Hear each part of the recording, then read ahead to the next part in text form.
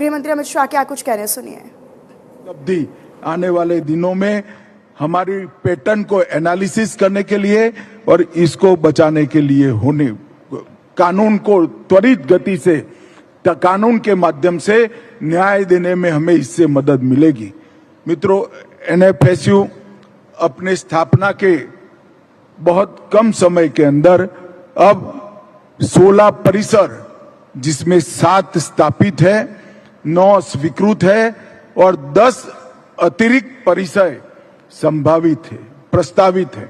मतलब देश के 26 बड़े स्थानों पर एनएफएसयू की हम उसका विस्तार करने वाले हैं और ये पूर्णतया विकसित होने के बाद मुझे विश्वास है कि आने वाले वर्षों में 32,000 फॉरेंसिक विशेषज्ञ हर साल निकलेंगे और हमारी जरूरियात हर साल 30,000 से ज्यादा नहीं है। तो फॉरेंसिक साइंस के क्षेत्र में भी हम देश को आत्मनिर्भर करेंगे। और मित्रों, आज अभी एक सर्वेक्षण कल ही मुझे किसी ने भेजा है, वैश्विक फॉरेंसिक टेक्नोलॉजी का मार्केट 20 बिलियन अमेरिकी डॉलर का है, जो 13% कंपाउंड एनुअल ग्रोथ रेट के साथ लगभग 2036 तक 55 बिलियन यूएस डॉलर का होगा। और उसमें भारत के हिस्से की 9% की कल्पना वो सर्वेक्षण में की है। ये बहुत बड़ा पोटेंशियल हमारे युवाओं को यहां से इसके माध्यम से एक्सप्लोर करने की बात मिलेगी। छत्तीसगढ़ में निफ्ट, नया रायपुर में आईटी पार्क, भारत की शिक्षा परंपरा के अनुरूप 20 करोड़ की लागत से बहुत बड़ी लाइब्रेरी और एआई डेटा पार्क नया रायपुर में बन चुका है। लार्ज लैंग्वेज मॉडल भी डेटा सेंटर को समर्पित है और इसके साथ साथ 158 करोड़ की लागत से कॉमर्शियल ऑफिस कॉम्प्लेक्स भी बनने जा रहा है। आईटी, एआई, फार्मा, स्टील, बिजली उत्पादन, ये सब क्षेत्रों के अंदर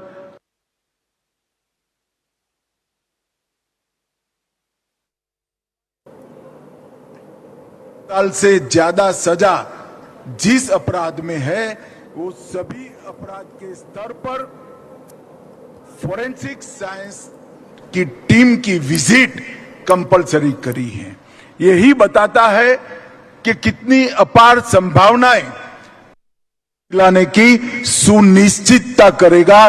3 साल से ज्यादा न्याय में देरी नहीं होगी। ये 3 कानून लागू होने के बाद हमारी क्रिमिनल जस्टिस सिस्टम दुनिया की सबसे आधुनिक क्रिमिनल जस्टिस सिस्टम बनेगी और हम evidence based criminal justice system के युग में प्रवेश करेंगे।